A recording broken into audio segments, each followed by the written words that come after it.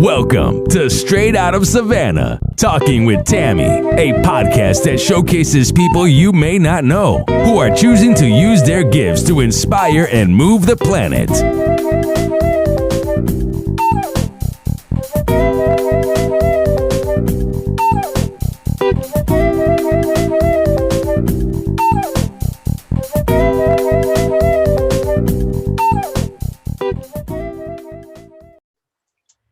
Welcome to Straight Out of Savannah, Talking with Tammi. This is my guest, Siren Hand. I am so excited to be able to talk to her today.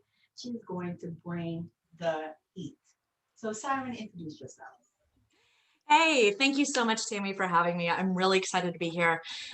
For everybody who doesn't know me, hi, my name's Siren.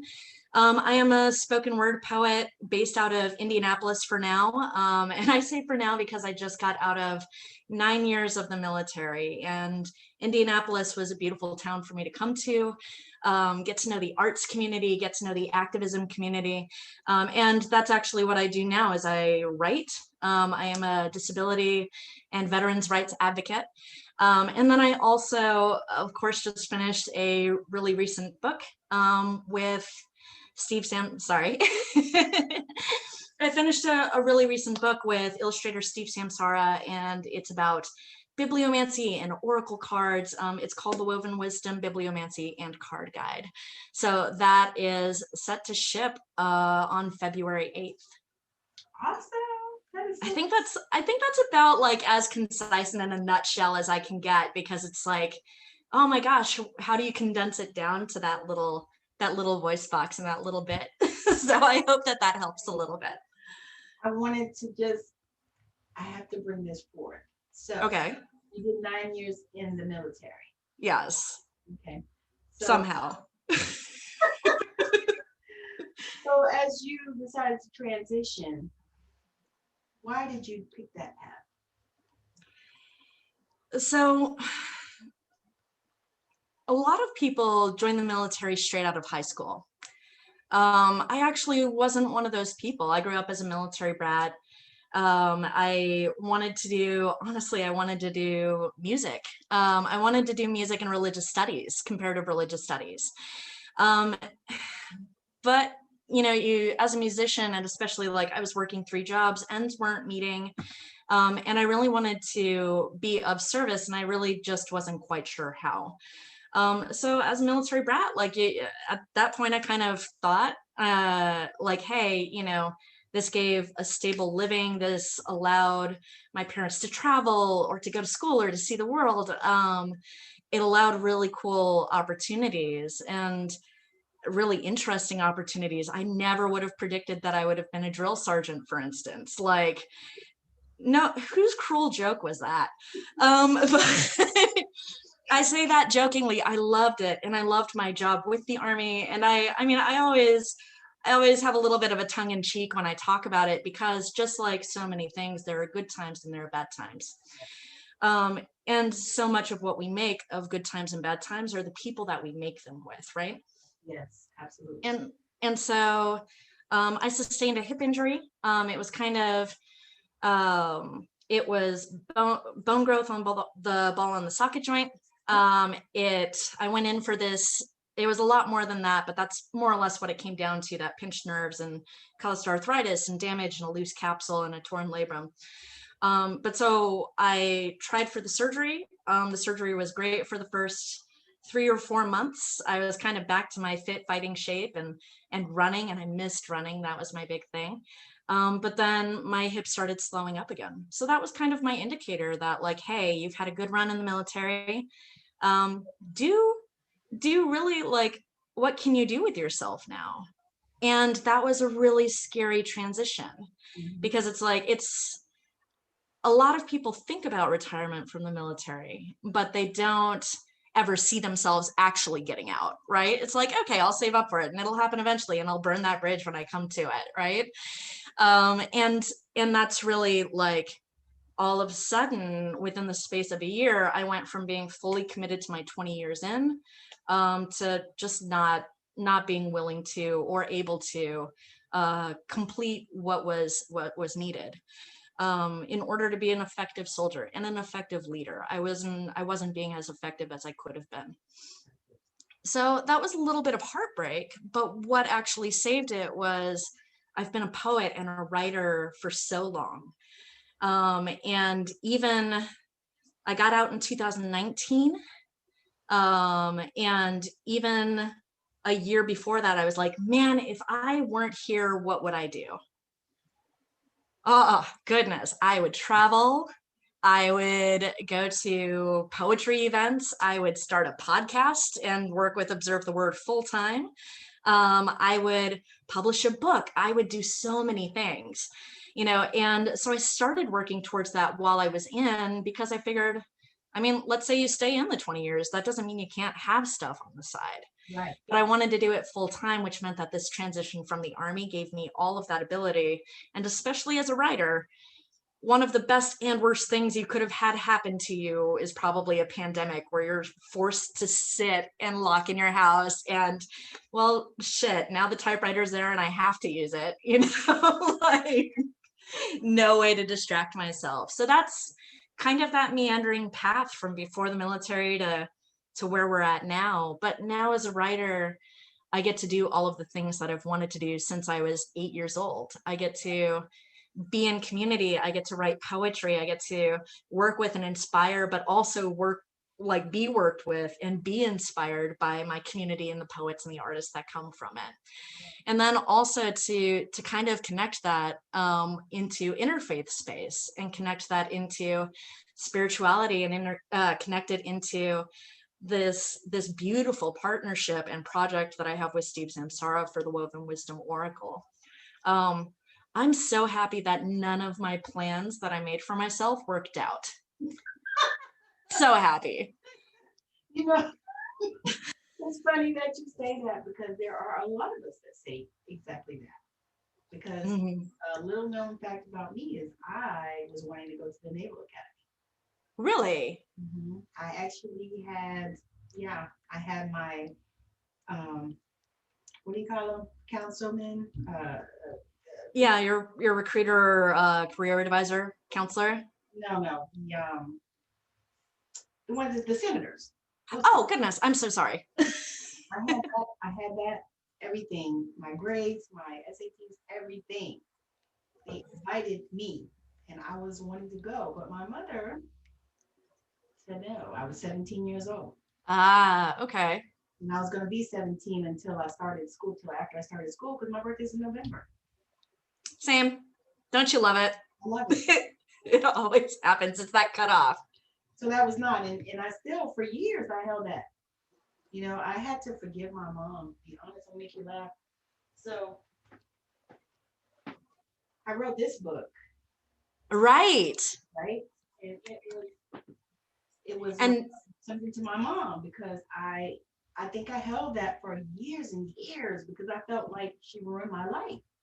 Because I felt like if I could have just done that at 17 years old and retired in 20 years, you know what I mean? I'm like, can you imagine? Yep. I'm like, oh my God, I could have retired like lieutenant colonel or some shit, where you. Right. So I held that, for years, and I had to just really unpack that thing. And when I wrote that book, it was, the healing journey that I needed. So let's talk about these cards, because sure. Cards. I ordered some. I have some. And thank you for supporting, by the way. I really appreciate that. When I saw you working with them, I was like, I need to grab some of those. I don't know, about 40 boxes. So many cards. But I love them, and I like the designs on them, and even even the words, because to me, I like the fact that it's not a lot of words. You have to seriously intuit the card. Yeah, it's when it came down to, goodness, we even when Steve and I started working together, and Steve Samsara, by the way, I have to gas him, he's amazing. Working with him and the whole creative process has been amazing. And the coolest thing, and what I really appreciate with people who are kind of in the public eye, whether they're poets or authors or artists or motivational speakers, like whenever we talk one-on-one and we level, you know, that's where the magic happens to me. That's where it's like, oh my gosh, that's where potential is. That's where, you know, your wildest daydreams can happen talking to this one person, and just like, it's exciting. And so for me, I actually started working with Steve. Like, I saw his artwork in one of the pagan groups that I frequent on Facebook. And so I saw it, I fell in love with it. I had started working with spirit boards, and that actually is a large part of my practice now, but I was looking for one that just wasn't your run-of-the-mill spirit or Ouija board, right? And found an absolutely beautiful one. I'm going to tilt this up. It's right up there, and you can kind of see it way up that way. And so I started working with it, but this was at the time where I started Observe the Word Poetry, which was kind of that podcast that examines how poetry gives back to our communities. It's still going now. It's much more of a like National Poetry Month, which happens in April, that sort of thing. But every once in a while, like, I throw up a couple of links or a couple of different things. But for that first run of Observe the Word Poetry, I was like, my friends, you and I were kind of talking about like how they wanted so much to know, like, what is it about poetry that Siren is so obsessed with? Like, she will not shut up about it. Like, what can I tell them to get them to shut up about poetry? Right. And I'm like, well, just listen, like, just have fun with it. But through doing these kind of weekly informationals and like showing them what more modern poetry looks like, and more different poetry, diverse poetry, different experiences from walks of life that aren't their own, that are expressed through poetry, I loved it. Steve actually tuned into those podcasts. And yeah, and then he chatted, like sent me a chat, and he said, hey, I really like how you're working with poetry. And I said, well, thank you. I really like how you're working with art. Like, total fangirl, absolutely nerding out. But he asked if I would be interested in a collaboration. Wow. And so, yeah, just like amazing and kind of mind blowing, you know, for me, starting off in putting myself out there. And so it was a nerve-wracking thing. And I'm like, oh my goodness, you know, what are all the ways that this could go wrong? And then something not what are all the ways that we can make this happen, but what are all the ways bam, like, well, but that's exactly it, is that my gut was telling me, like, this is out of your league. This is something that you don't want to screw up. This is something that you know, like, he's just being too kind. And he was being absolutely kind, don't get me wrong, but genuine. And I love that about working with them. And so that little voice said exactly what you said, which was, what about all the ways that this could go right? Mm-hmm. What about all the ways to make this happen? Yes. You know, and so we sat back and said, well, let's try something. And if it doesn't quite do it, then that's okay. No harm, no foul.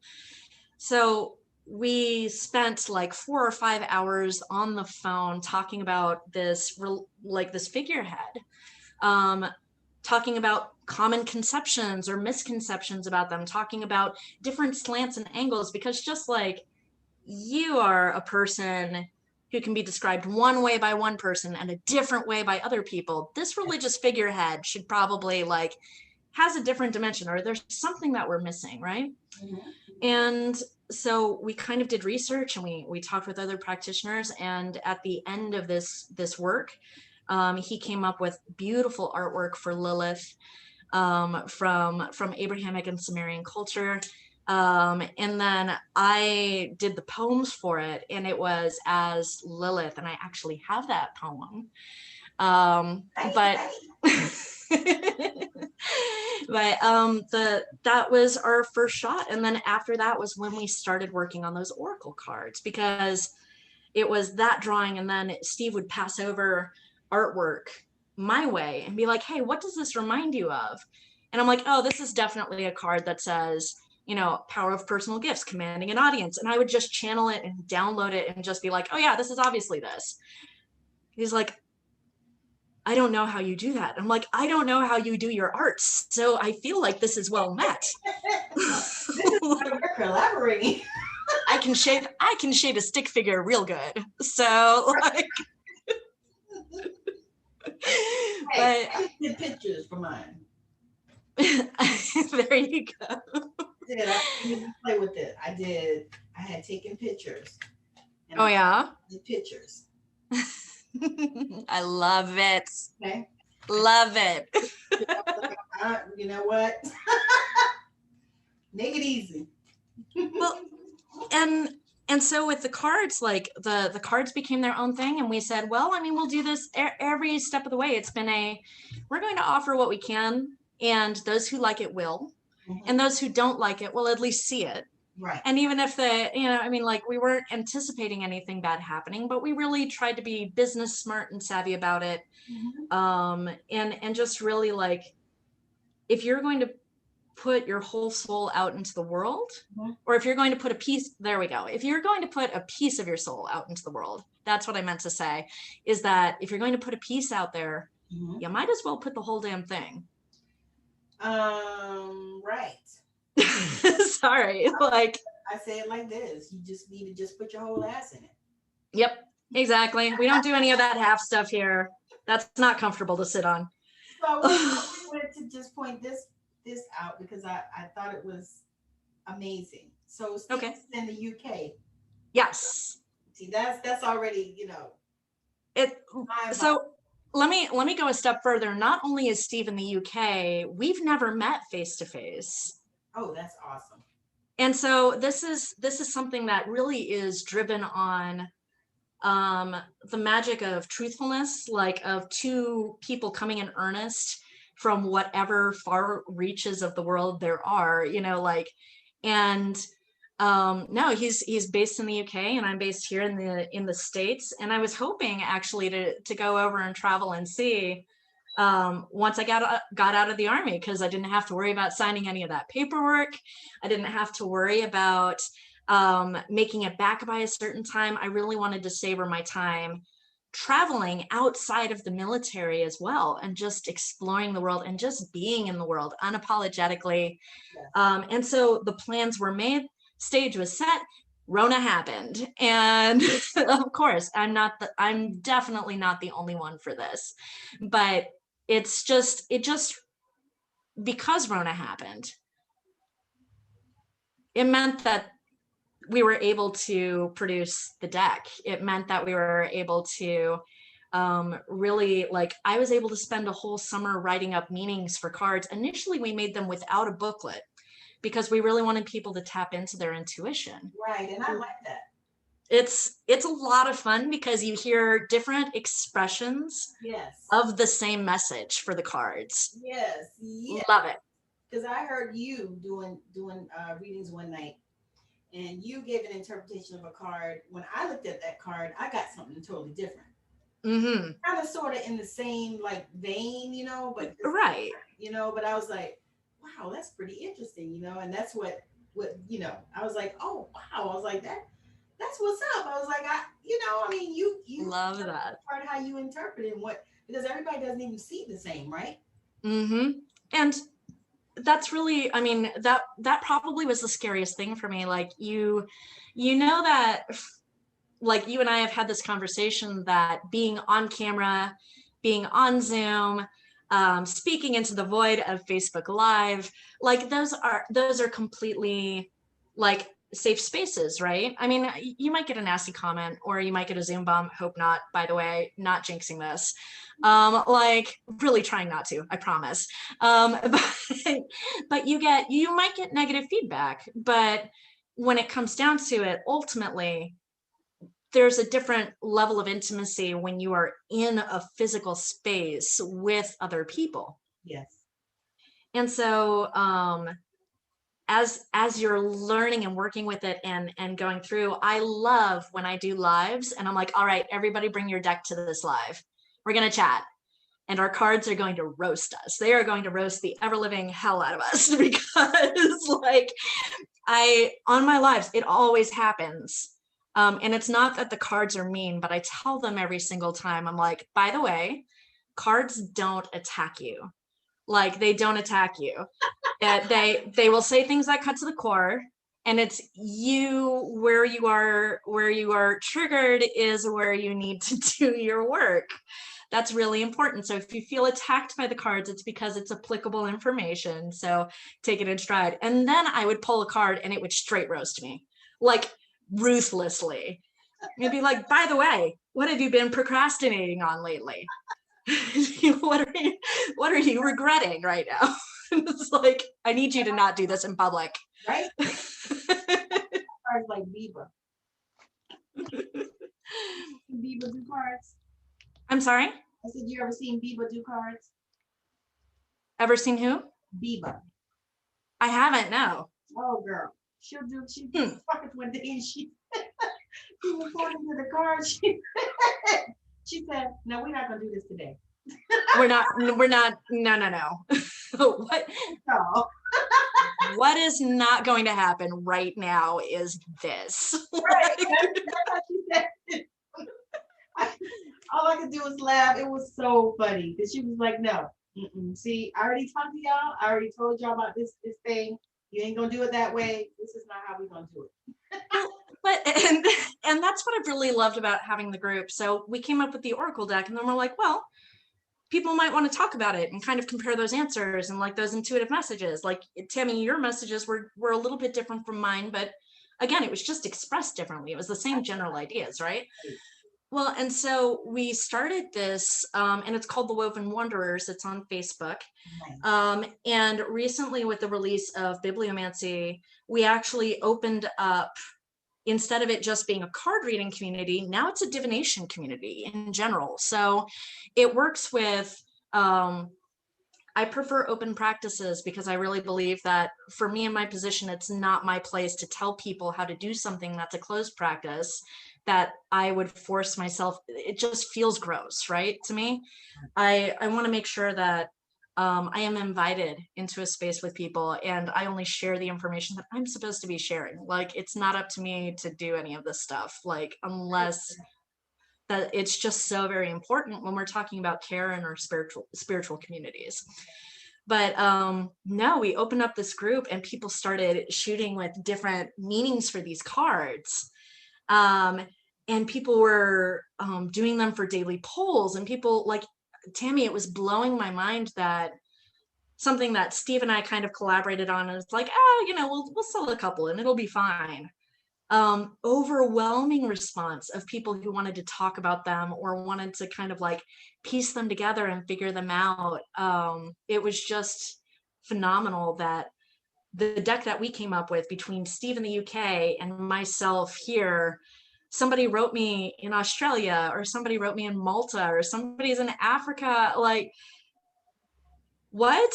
And so to have a whole community of people, and I'm like, okay, just new members, hi everybody, like, I'm really excited to meet people. Where are you from? Oh my goodness.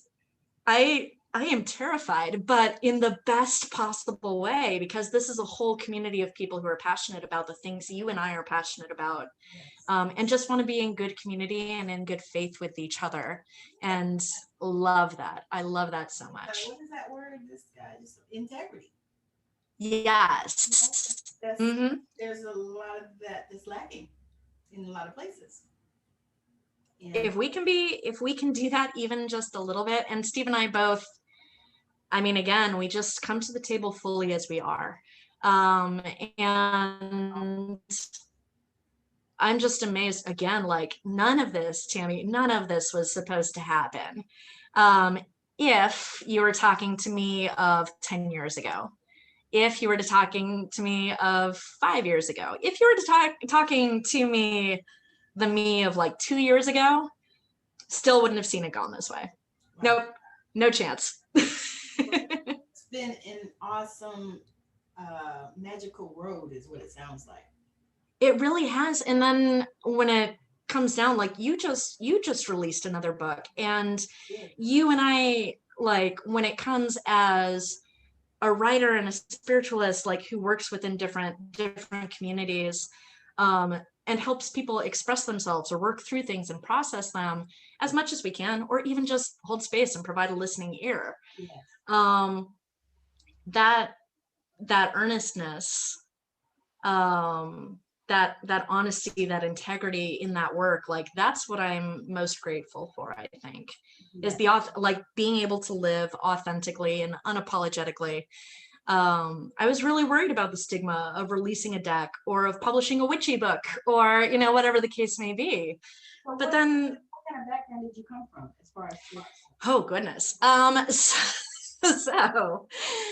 was raised in a really strict Lutheran household, a really strict Lutheran Christian household. And I actually talk about it a little bit in the foreword of the book, where lunches, instead of going home or instead of like going to the cafeteria or cafe, I would be that kid in the library. I was absolutely a nerd, or just like would take my lunch up there so I could kind of escape from things. So I was kind of living this double life. It was the standards of in the house that was really strictly religious. But then when I was able to explore, I could figure out, like, I could go and I could read on any religion, or I could do web searches, or, you know, and I mean, aside from school rules on the computer, like, you know, those are the only things you have to follow. But aside from that, you can look up and learn about anything you want. Yes.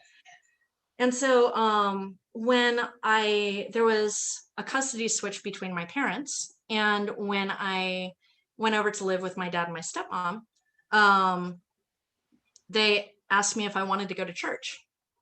Or they said, hey, you can rest up. You don't have to go to church this Sunday. And I just kind of like stopped for a little bit. I was already getting used to kind of that new environment. Like, you're talking about transitions. Like, that was a really startling transition, and not a smooth one, and not a graceful one at all, you know. But the grace in it was that my parents said, hey, do you want to go to church? And I said, well, no, not really. And they're like, do you not want to go to church this Sunday, or do you not want to go to church at all? And I'm sitting back in my brain and I'm like, this is a trap. I know this is a trap. Like, if I say no, then what's gonna happen? They're gonna call the priest over. Exactly. Again. But it's really like, it was to be able to talk about with that side of the family, again, living authentically. And I mean, you're a teenager, like, you don't realize you're living apologetically, but you're learning how the world works, and you're learning kind of like the very beginnings of your place in it, right? Yeah. You're learning about potential. Yeah. And so to like be able to say, hey, I don't want to go to church. Hey, this is my belief system. This is a different one. Man, you know what those parents did? They loaded me down with as many books as they possibly could about different world religion and tradition and runes and Wiccan, you know, versus Druid versus all sorts. Parents. Really great. And this is the thing, is that I say that I grew up from that really strict Lutheran household, and I did. I went through all the steps and confirmation and all the stuff, right? And part of that is because we're called in a lot of ways to reflect the cultures that surround us. Mm-hmm. And I know now, as a 30 something, I always forget my age. I'm one of those people. But like, I just know I'm in my 30s somewhere. So look, guys, wait till you get 40. Then no, I hear 40 is awesome. So, and 30 is pretty good too. So I'm really excited for 40. I can say. But it was just, it's not that Lutheranism as a faith was bad. Right. It's not that the church was bad. It's not that my parents on that side, their faith was bad at all. And this is actually how I see it now. And it took a lot to get to that point. Was my mother and I are both women of very strong faith. They just happen to be two very different faiths. Yeah. And I mean, that's the seriousness of it though, right? Like, I never wish to disrespect the things that propel people, the things that inspire people, the things that, I mean, with the exception of racism, bigotry, ableism, sexism, any of those things, I'll reject those things all day, as I feel you should. But I'm not going to sit there because somebody has a different path than mine. Right.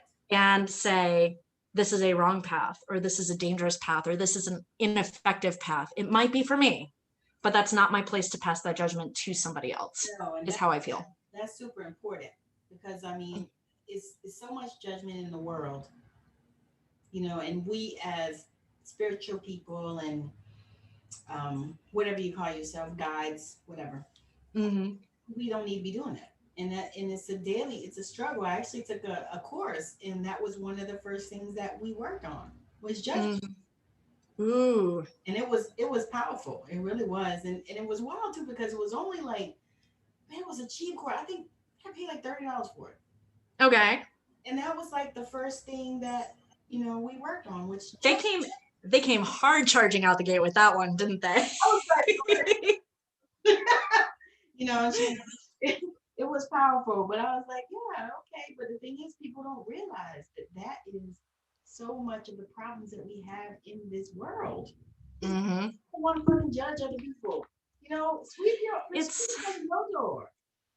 Well, I mean, I just sit back and I'm like, it's not my place. Like, I could either waste my breath, waste my time, waste my energy, waste my emotion, trying to convince somebody of something that might not apply to me. Not your business is what I say. Shoot. Yep. No. And talking with people too, like, it's hey, that's not my business to spread. I want to be a safe space, and I want to build community. I'm not here for gossip or drama or anything like that. Like, there's too much important work to do to be sidetracked by those layers, right? Because it's not ever about being sad, or it's not ever about being angry, or it's not ever about being betrayed. It's about judging yourself for having those emotions and then judging them for treating you, instead of just taking things as they are and as you experience them. Yeah. We overcomplicate things. So that's how I feel about that. You know, we could talk about that all day, because that right there is. Yeah, sorry. I was saying that's a nugget. You know, that is a nugget, because it's like, you know, if you spend so much time focusing on all this negative outward stuff, how are we going to transform the world? You know, you say, how are we going to transform the world? Like, that's your mantra. Is that your go-to motivational phrase? Is that your? So my podcast says, I have an intro on, you'll hear it on the SoundCloud thing. I couldn't figure out how to put it on here, so I didn't bother with it. But it's I interview people who you may not know, but who are changing the planet. Yes, I love that so much. I'm like, ooh, I'm one of these people. Yeah, I gotta step it up. And, you know, when you look in a couple of years, when you look back on your podcast, you'll be like, oh man. And other people will be like, oh, that's Siren. I saw her on that podcast. You know what I mean? Right. Yep. My mind is going as far as this particular podcast, because I love it so much. I love it. I love it. Thank you. I learned so much, you know, everybody. Like stuff you said, you know, I'm like, oh, wow, Siren was saying such a thing, you know? And this is how I look at it, because it's like, I feel like we can learn from everyone in every situation in our life. You know, absolutely. I learned stuff from my kids when they were growing up. They would say something, I'd be like, oh, you know, oh, wow. You know, and I just believe that. And so when I do these interviews, I learn something from each and every person. And I pray, and I use that term loosely, because people, just like you said, they get caught up in religion, and there's nothing wrong with religion, but it keeps people a lot of times in a box. I feel like, and especially when I work with interfaith space. So one of the groups that I am working with right now is Indianapolis based, and it searches to to really heal our communities across cultures and spiritual traditions.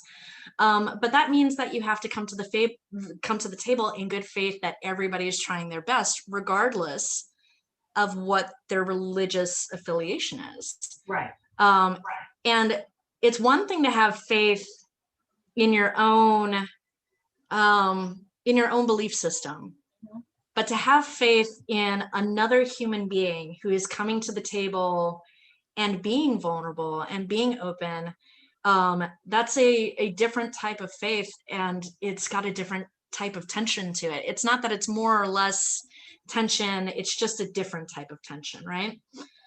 And part of what I have to do in interfaith spaces is work that translation aspect of it. As a pagan, I get people praying for me all the time. And as a pagan, while I was in the Bible Belt in Georgia, I got people praying for me all the time. Exactly. Sure. Well, but that's the thing though, is that I used to get worried about, and whether it was me practicing kind of in the library and in my closet, and from my youth, to me, I really wasn't open. I was solitary, and I kind of kept it to myself. I even hid it from my husband's. I've been married a couple of times.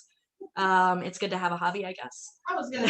I'm kidding. I'm kidding. But no, you just keep on. I've only been married twice. My husband has been married 3 times. I'm his 3rd wife, so it's good.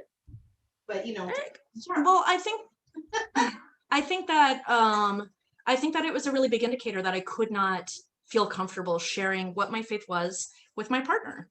It's not necessarily that they had to understand it. It's not necessarily that they had to support it, like go out of their way and support it, but acknowledging it is nice, right? And having a partner who has your back, like the one that I have now, he's absolutely a godsend. He's amazing. But he really sees how important this is in my life. And he sees me working in these interfaith spaces where I have to use the word pray and meditate and hold space. And it kind of like changes and it shifts, but it's all really similar. Yep. And to have somebody as a partner who understands that is amazing, but to have whole communities is wow, right? Like, I love that. And I love that because I get to meet people like you. Priceless is what it is, Mm-hmm. Somebody that gets you. Yes. Yes. Yeah. I tell people all the time, I say, now I love God because I'm a God girl. However, I don't go to church much. I believe in such a huge God. To me, it's way bigger than any religion that I've ever been involved with. And I was raised Pentecostal holiness. So real rigid. Right. And so, but anyway, I tell people, I said, you can pray to the God of your own understanding. So whatever God you identify with, I'm not judging you. I don't care about that. It's important to me. I said, because the thing that I believe is that if we all just come together, regardless of who we serve or who we're worshiping or whatever, or however we worship, but if we come together and we come together in peace and love, then I think everything's gonna be okay. I'm with you. Mm-hmm. And and I'm one of those people, because people will say stuff to me and I'm like, look, and they'll say, don't judge me. I'm like, you're not talking to the right person because I'm not ever judging you. Exactly. Exactly. That's who I am, but people have issues with that stuff. And I noticed that a lot. And it's funny because I actually was thinking about a book that I'm going to write. Because I think it's my purpose. It's what I'm supposed to do. Well, I would agree, seeing as you've written how many books up until this point? 3. Exactly. So we've got to round it out. We've got to make it 4. Well, actually, I am my goal this year is to write 4 more books. My goal was 5 this And what I had to do was I had to figure out how to do it and how to make it work for me. And then Yes. I wanted to publish it myself because I used the publisher the last time and she was really good. And my book got out and everything. And I was, I loved it. But I felt like I didn't get everything that I thought I was going to get as far as the promotion. So I said, if I'm going to do it, promote it myself, then I might as well fucking do it myself. Pretty much. Save me $50, So I was like, I might as well do it myself. And so I did. I started doing the research and putting it together. And so now I actually have created a course for people to write their books. You're going to drop the link for that, I hope, in the notes for this show. Yeah. This is the funny part about like podcasters interviewing each other. It's like spy versus spy. Yeah. It's like, oh yeah, I'm not the interviewer now. You need to sit back, hon. Siren, sit back. Right. But yeah, so that's but yeah, so I'm excited about just having this conversation. Jesus, what the hell? Having this conversation, being able to just, be free and talk to you because I love the way you do your stuff. I just have to tell you that. Thank you. I have had a girl. Thank you. Just so I'm sorry? I said I've had a girl crush on you. Ah, yes. Just so you know. No, it's a mutual. No. Like I'm yesing because it's a mutual girl crush, and I'm like so excited about it. So like, oh my gosh, I'm on Tammy's show. The other night I was like, I gotta have this girl on my podcast. I was like, she is amazing. Your Thank energy you. is like so fire, and you just, I don't know. I laugh. I was like, I almost want to introduce you to my daughter. That's how I feel. Then introduce me to your daughter. Like, so here's the thing that's really cool is, oh my gosh, I already said like meeting people from all around the world, like, and again, I've traveled, like being an Army brat, but then also in the Army myself, but then also I just like traveling. You meet some really cool people. And through this group, I'm meeting so many people who are similarly interested, as we talked about earlier. But I mean, the other work that goes on the side to build our communities, like it's not just the interfaith, like I do, as I was talking about, like the veterans writing community, that kind of works to like process and articulate the military experience through creative writing lessons for vets and active duty and reserve, that sort of thing. So yeah, we do that. And then our next workshop, we're actually talking about dealing with it, care and coping. That's on Thursday night. And it's at 5 p.m. Oh, sorry. So Thursday night, 5 p.m. Mountain, 7 p.m. Eastern. This time zone thing, I'm telling you, it messes me up. We talked about this beforehand, but we're leading this. It's a 3-week workshop. It's on Thursday evenings. It's at the same time, and you don't have to be a veteran to come. So, I mean, you're welcome to come, or any of our writer people are welcome to come. But it will be pretty military oriented. But it's talking about coping, like what are productive ways of coping, what are not productive ways of coping, and how does that change from person to person? Like there's no one size fits all thing. But I wouldn't have been able to do that, Tammi, without different communities kind of touching, or interests kind of touching, or like a word of mouth of, oh, you're really cool and you would get along with this person over here. And then the sparks fly in the conversation. Like, I think for a while I got really nervous, and I do have a little bit of social anxiety, which is part of why I like the computer screen. I'm definitely like past Zoom now because of the pandemic, but I still love you and I'm here. Like, I promise, like worth it. It's worth it. Yeah. But no, like when I was working with that social anxiety, or when I was being really closed as far as what my passions were, or my spirituality, or my poetry, like the things that are closest to my soul, like when I was composing music, I kept that. I mean, I still think I have manuscripts in the closet that I haven't shown anybody. But when you let it out, I mean, sure, again, there are any number of things that can go wrong. And you can think about those things for days, if not weeks, if not months. And there are people who have lived decades of their life thinking that. Oh, yeah. But again, where is that voice saying, how can I make this happen? How can I work with it? And part of that is in meeting people and bearing your soul, even little windows of it, even little windows into it. Love it. And I love that. Like, that's what I've loved about your podcast as well, has been like, again, you set people at ease like nobody's business. And that's not something that everybody can do. To get people to the point where, I mean, yeah, sure, they were already being pretty honest about who they were or about their passions, but you actually pull out that fullness of it. You pull out the breadth and width and depth of life. And then we see those gold nuggets that are in there, right? And then we learn more. And I love that. I always learn something whenever I listen to your podcast. So I appreciate it. I'm super excited about that because, to be honest with you, it's like I think is a part of those intuitive gifts that we have, because you're the same. You know, you can almost see into what people are saying. You can almost see past the words. You know what I mean? It's almost like I feel sometimes like I can just go into people's heart and just see their heart.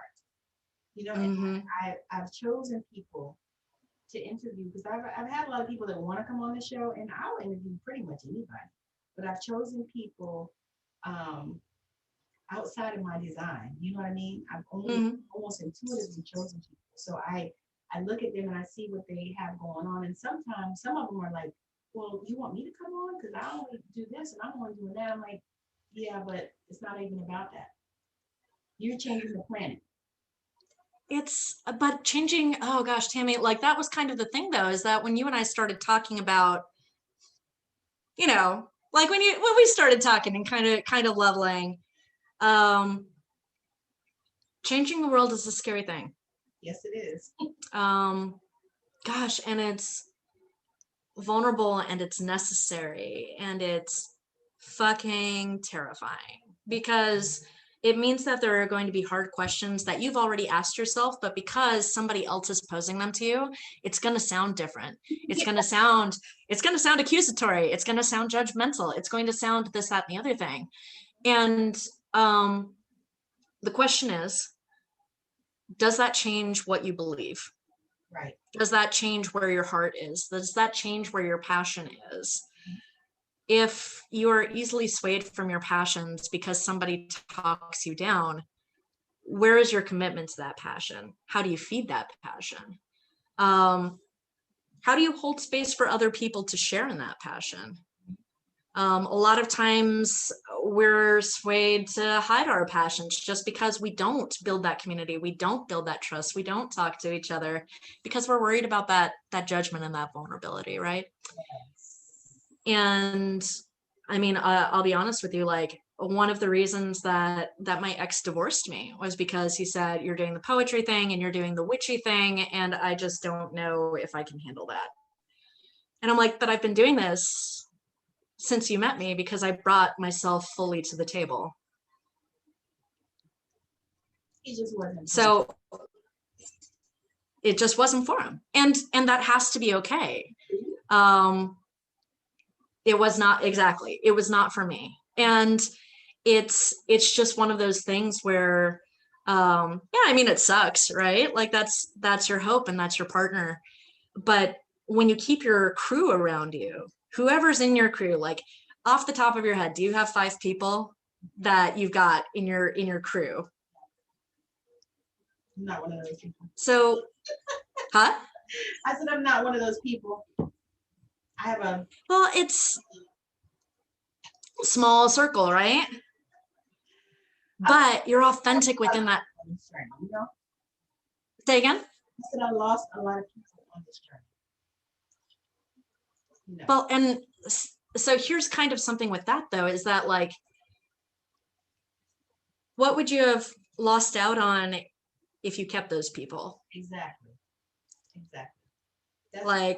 That's what I say, because if I can't be my authentic self Mm-hmm. with my people, then I gotta change people. Yep. I need Yep. to go because I can't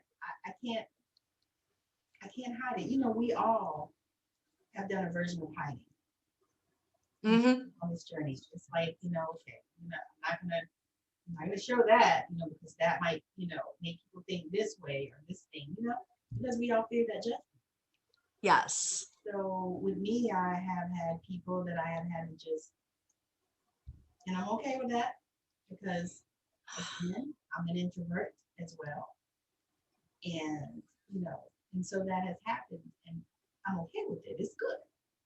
But it took a little bit to get to that point, didn't it? It took a little bit to get there because Mm. first I was like, God, I've had this friend for 20 years, And then once I started even looking back, I realized it wasn't really a friend, Well, I think that friendship shifts. Like as you get older, your perspective shifts, right? Like, I mean, now I'm in my 30s, and if I were to think about how I relate to my parents were growing up at the same time that I was growing up, just in very different ways, right? And we often don't know that until we're kind of in the same shoes and comparatively speaking of, okay, at this point in their life, they were doing X, Y, and Z. At this point in my life, I'm doing A, B, and C. It doesn't make it wrong or right. It's just different. And it helps you realize kind of with an empathetic towards our poor parents, like how did everything work out? Because they were learning the ropes just the same, right? While teaching another human being how to be a human being. It's a challenge, right? Like it's, wow. My son actually called me one day and he was talking about that. He said, Mom, I just want to apologize to you. He said, I just want to apologize to you, because, being a father now, I understand that, a lot of things you did because this is what you had to do or, whatever. And so I thought that was an amazing revelation for him, Yeah. his son is now, see, my grandson just turned 10. So he's like, Mommy, I realized, and he's the only one that is a parent at an age when I was a parent, and just like, with your parents, you grow up with your kids. My kids were 21. I was 21 when I had my first one, 22 when I had my second. Mm-hmm. So we did have a level of where, I could understand them because I was still young myself, and when we grew up and we grew into things. And so it's amazing now that he can look back and say that. He's like, Mom, I was blaming you for this and that and the third. And I already knew that. And I already didn't give a shit. I was like, but that acknowledgement though, yeah. and that's why our circle is important, even if it is a small one or if it's a larger one, right? Like even if it's this small circle of people, and it's not about building an echo chamber. That's not it at all. You don't need people who tell you what you want to hear, no matter what, like hell or high water, they're telling you what you want to hear.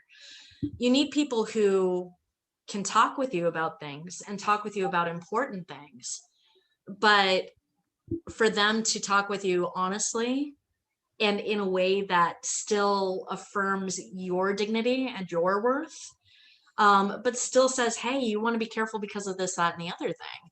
Like, but they don't talk down to you and they don't disrespect you, or they don't disrespect your beliefs. They might have questions about your beliefs, but they don't question your beliefs. Having questions about it is just wanting to get to know more about it, and in essence, to get to know more about you. But questioning those beliefs kind of seeks to seed those, put in those seeds of doubt. And it's not that people necessarily intend to do that, but the impact of their statements, the impact of their actions, regardless of what the intent is, does that feed you? Does that feed your soul? Does that feed your product, goodness, your project, your passion? Does that really feed into the community that you want to build for yourself? Even if you're an introvert, and even if you like the pandemic because you're shut in and like, that sort of thing. I think that it's really important to know where you can hold space, with whom you can hold space, in which cases, because not everybody is safe for all things, right? That's exactly right. All right, so we have been on here almost an hour. So sorry. It's just too much fun, and we find the rabbit holes. This is what happens. I love it. This is what happens. It's like, oh, so anyway, so I want to thank you all for joining me, and my guest, Siren Hand. She's going to let you know how to connect with her, where you can find her, and what she's got going on before we go. So Tammi, thank you so much for having me. I appreciate the time and the space. And again, Girl Crush, seriously, like level 100, we're knocking this out of the park. But I like people, if they're interested in finding me on social media, it's Siren Hand on Facebook is the main platform that I use. Although sparingly, I'll haunt Twitter, Instagram with like puppy pictures. But for the Woven Wisdom, Oracle, for the Woven Wisdom Bibliomancy and Card Guide, it's wild. I'm saying this now out loud, and this is the first time, so this is super cool. That can be found at thewovenwisdom.com. And as I said, when you get the deck doesn't have the book or the meaning, like the meanings with it. It asks you to exercise intuitively. So on that website, we also have all of the card meanings for free, and you can preview the cards too to see if this is a deck that really resonates you with the different suits and the different qualities of it. Steve Samsara did amazing artwork. If you would like more of his artwork, please go to stevesamsara.com. And I think that's pretty much all I've got for the blurb. So thank you so much for spending time with me this evening. I really appreciate you, Tammi. So welcome, and I have truly enjoyed this introduction. Always. Thank you so much. I always have to say that because everybody's so funny. They're like, I said, like Abraham says, we have enjoyed this interaction.